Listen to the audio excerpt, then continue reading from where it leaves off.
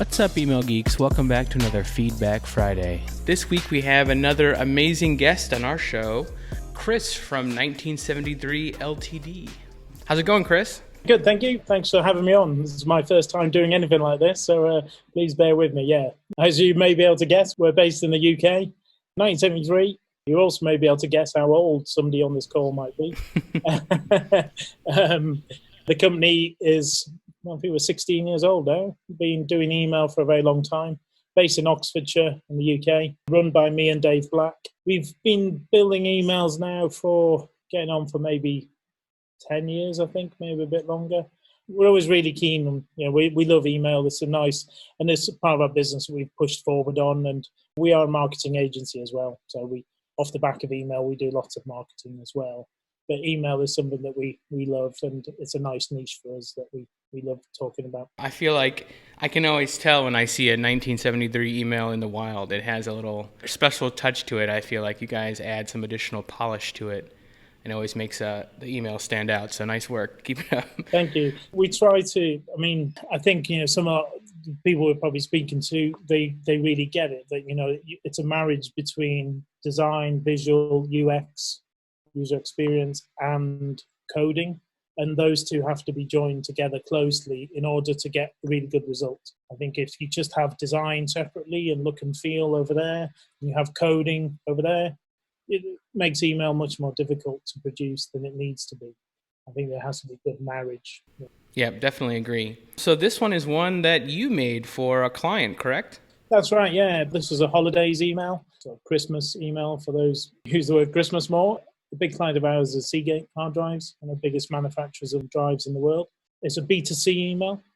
Seagate traditionally tend to send more B2B kind of communications. But they do have a very large B2C audience through things like product registrations from their website and things. This was in conjunction with Amazon. So this was going to be sold via Amazon. So they were driving traffic to Amazon via using Seagate's, some of Seagate's contacts. So how did you guys land on this? This is kind of an advanced thing, but I really enjoy it. You're taking over the entire color of each of these sections. It's really impressive to see. We very much like to, as you can see from the size of the drive there.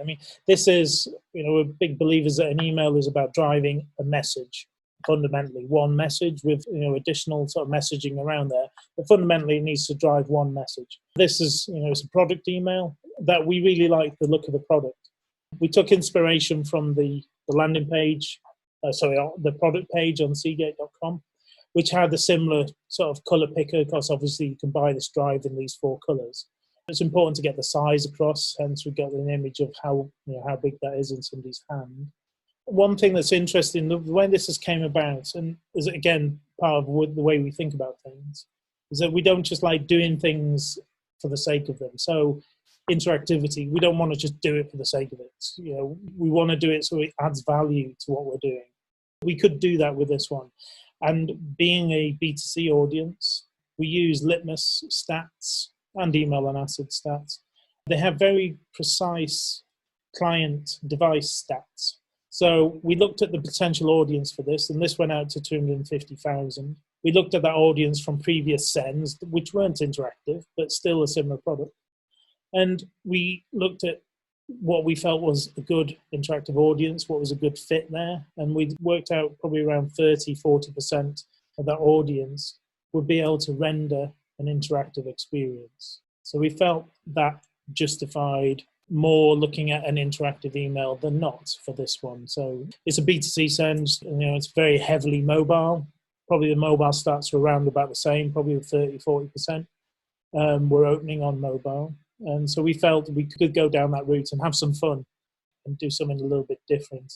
When you're B2B, it's obviously desktop and less so of an interactive client there. Whereas this one, we felt it fitted that.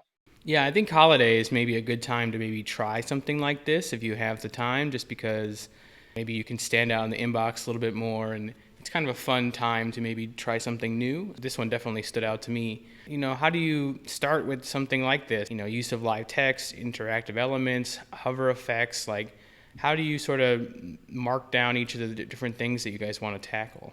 We shoot for the sky initially. All our emails are responsive, so that is a given. It's a marriage between design and what's achievable technically. So we look at those two things together, and we'll have a discussion around what we can do from a visual point of view and how we can add some interactivity or something that adds value on top of that from the design side. We try to keep all our text within that's editable, and because we do a lot of work that's translated, so it's obviously easier to translate. It's less of a payload, it renders quicker. Obviously there's no images coming down or less images. If images are turned off, you still get an experience rather than very little. That's our philosophies as well. Obviously we have to use imagery, and there's no question on this type of email. But we will look at it there from a technical point of view and from what the email is delivered. So we were briefed that these drives were going to be sold on Amazon. They're quite a funky drive. They've got a totally different look and feel to the traditional sort of portable drive, and these different colors again. So we wanted to get that feeling. We added the picker very early on to try and get some intrigue in there. And also brings me on to lots of things, but we try and keep our buttons high up. So one at the top, one at the bottom, if it's quite a long email. Well, it looks great on both, desktop and mobile. I think you definitely nailed it there.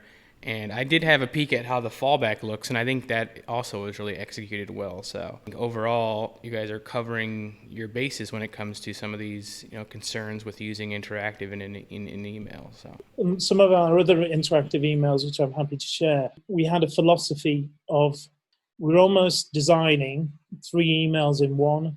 You could separate them all out into their own component parts, but we would have the interactive first, and then we fall back onto sort of a Gmail experience, and then we had an Outlook catch-all experience. So we're having to code for 3 different experiences within one email, which is obviously, as you know, Matt, adds time and testing time, and that's probably one of the challenges of doing such a thing. But we felt it was, like I said earlier, it was justified in doing that because we felt the audience was going to see our work. So was a client like Seagate really on board with something like this, or did you have to sort of concept something and show them before you guys, went all in and put in the dev time and testing time on this? We have a very good relationship with them. We're really trusted as their email team, and they like us to add value and not just to be told what to do. We just want to push things and see what happens and see where things go. And I believe that if you just stand still, nothing moves forward, obviously. So we're very lucky we have a client there that they are open to us and doing interesting work that we see as technically challenging, visually challenging, and message sort of challenging as well. So they were on board with it. Great. And I know you said there was a little bump in engagement with this email. So do you think interactive can help with that engagement, or when is the right time to use an interactive email? My feeling on that is that if you can, is look at the time, who's opening, and look closely at device stats. And if the sort of audience, your sweet spot of who you want this message to be delivered to is likely to respond to something that's interactive, then I think there's more justification for it. And then if you can add some sort of mechanism within the email that then adds value that is more than just a flat visual, I think those two sort of boundaries are worth taking into account. So, for example, we're looking to work with a very big pizza company. You probably know, well, you may know they might be. One of their challenges in getting pizzas to your door is they need as little steps that stop that journey as possible. So you want that journey to be as easy and as quick as possible for you to order their product. And so what we're looking to do is, from the data that we know about previous orders, we're looking to produce a small, where limited interactive emails are, you have to build all the logic within the email. It's not super clever, it's just lots of ifs, if this, display that, if that, display this. But you can build up quite complicated logic as well if you use some sort of automated sort of logic building that brings out a lot of HTML that covers all those options. But those pizza guys, if we can bring in, if you traditionally have pepperoni and ham or whatever, if we loaded that into an interactive email, and this is the discussion we're having, and then allowing you to choose a couple of options, not too many, and then bang, you've customized it within your email client. That goes straight through, you hit purchase, and then it's coming through. It's reducing those times there. And the reason for mentioning that then, there is a justification, I believe, in helping that journey happen easier by offloading some of that poorer experience. When you go from an email into a landing page, you go wait for it to load, wait for everything to come down. You've downloaded all that stuff that you need already in the email. Why am I having to download it again? I can then click and off we go again. So that's our thinking. We're not just wanting to do interactivity just because you can. We want to see if it's worth it. And we do that from the stats that we get. We look at the audience and see, there's a time commitment, there's a financial commitment there in terms of development. So we want to be able to say, look, we think this is a good idea. And the reason why is because this audience is on this device and they're really looking for that type of product. That's the way we like to think. It doesn't always happen like that, but that's where we try and set off. I totally agree with that explanation. Do you know if you have any tips or tricks for people that want to build an interactive email like this? I feel like when people see these in their inbox, they get really impressed, but then they look at the code and it becomes a daunting task for some people, especially, teams of one or something. So. We haven't found any sort of like libraries that help us really. We tend to take what we've done before and build upon that, but strip it down. We don't have a framework, for example, for building these. They are very much bespokely built. But we will take a previous one that we've done and reduce it right down to its component parts and then build it back up again. That's the way we sort of approach things. So hopefully some of our work is already done in the previous email and we're just adding to it or embellishing it and changing the imagery, changing the layout. We're trying to save a bit more time in that respect. Is there anything that, after it went out that you'd maybe change or improve on? One thing I would say is that we didn't do an A/B test on this. Now, what we could have done, we could have maybe stripped out the interactivity and made a B version of the email, did a 50-50 send on the 250,000, see which one generated more revenue. And obviously, if you're doing an interactive email, you can change the link where you're going. So you can identify out of those 4 selectors, which one they chose. So then you can start to report then. So you know that, okay, the interactive email, option 3 was clicked more than option 1. So you know from that the interactive email worked. And B, it might have driven more traffic through out of those 4 options that were interactive. In hindsight, if we'd have just done that as one email, and then we'd done one that wasn't interactive, again, split the database in half, and then we'd know for sure whether the interactivity had a bigger impact or not. What I can say is this email performed much better than the previous 2 emails we'd sent out for the very similar product. We had a 27% unique open rate on 250,000, which was pretty good for us anyway, and 2.1% unique click-through rate on it. Prior to that, we were 0.7, 0.8 click-through rates on them, on very similar emails that weren't interactive. Bear in mind that this is time of year when it was sent, and that's what we love about emails. It was fascinating. And you get this, Matt, it's about when you send it, who you're sending it to, how often you've sent it to them, what it is you're sending, what do they think of you as a brand. And we find an email is like a little ecosystem just in itself. This one here was sent in December. The previous one we had was a few months earlier.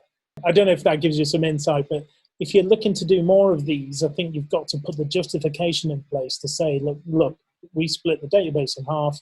And there's no point doing this with a small database, I don't think. If you're talking 5,000, 4,000, where you're normally getting a 10% open rate, I don't think you've got big enough numbers there to make a really good call on whether the value is there. The bigger the numbers, the more you've got to go through in your reporting.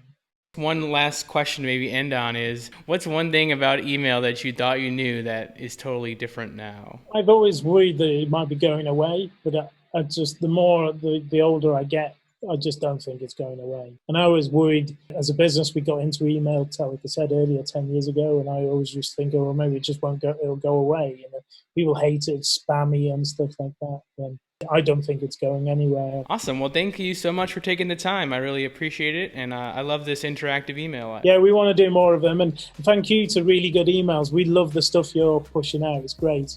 We love this community as well. We want to help and do as much as we can as well. So, yeah, it was an honor to us. That when you first chose one of our emails to go on the website, I was like, wow, that was lovely. So thank you very much, and keep up your good work as well, Matt. And thanks to all the other email geeks out there as well. Yeah, keep on chugging. I know we're often overlooked, but yeah, keep up the good work, everybody.